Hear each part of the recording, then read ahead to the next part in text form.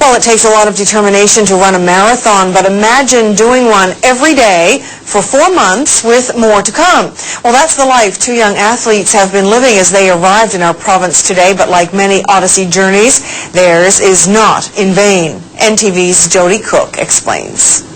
There we go. I love NTV.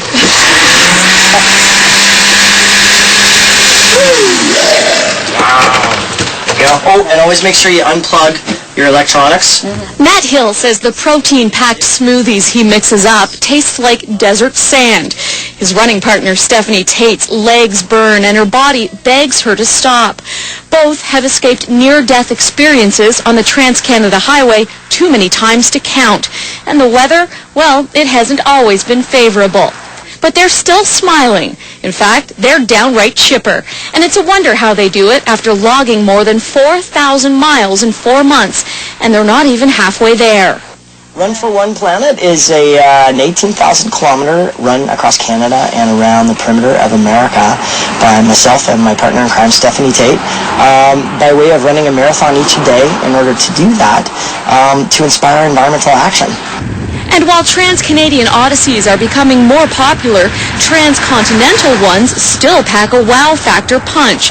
The two aren't stopping in Newfoundland. They're running around the entire continent to spread their message with 2 feet and a heartbeat and a small motorhome that follows. And there's no way that I could do this without a cause that I really believed in. It's absolutely 100% every day I get up here, more to connect with people than to connect with the pavement.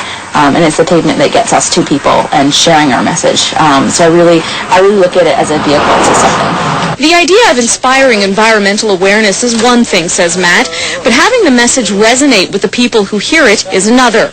And at times he admits to questioning himself out there on those hard days, wondering if anyone is listening and making a change in their own lives. There was one day in Northern Ontario where we'd been running hard, and I remember asking myself that morning, going, man, does anybody really care? Sure, people go, oh, hey, way to go, that's amazing. And then they move on with their lives, right? And it was funny because about an hour later, out of nowhere, this car stopped on the other side of the road.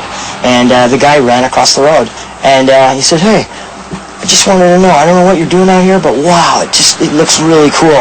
And I ended up telling him about the whole tour. And it was just that small bit of inspiration Matt needed to keep going. Stephanie says once people get over the wow factor of a marathon-a-day run, well, that's when the message really gets through. I think the biggest thing I hope that people take from the tour is that their actions really count.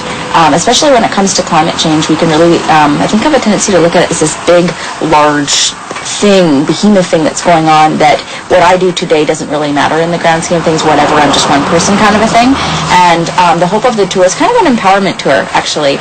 Once the two finish their year-long adventure, they'll take the donations collected along the way and donate it to the Run for One Legacy of Action.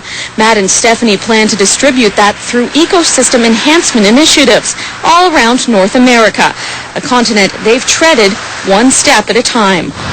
Jody Cook, NTV News.